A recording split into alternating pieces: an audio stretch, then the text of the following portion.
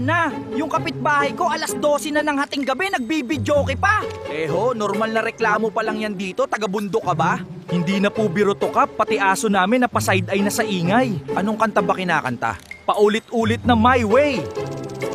Kap, pati pader namin nanginginig na.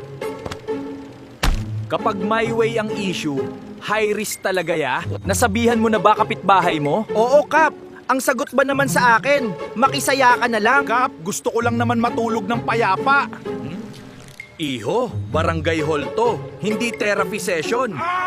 Kap, minsan alas 2 na ng madaling araw may kumakanta pa rin parang walang trabaho kinabukasan. Iho, kapag may videoke talaga, pati peace of mind nawawala. Kap, hindi na nga ako makakatulog, pati panaginip ko may background music na. Kapag ganito minsan gusto ko na lang lumipat barangay. Kap, hindi lang videoke problema rito, may inuman pa sa labas na parang fiesta gabi-gabi. Barangay hall to, pero parang customer service ng kaguluhan. Buong gabi ko na naririnig yung sintunadong birit. Pati aso namin napahaul na rin. Hindi na kapitbahay kalaban mo, sound system na may anger issues. Kap, gusto ko lang naman matulog ng tahimik, hindi yung parang may live concert kada gabi. Kapag sintunado talaga kumanta kapitbahay mo, kahit barangay walang laban dyan.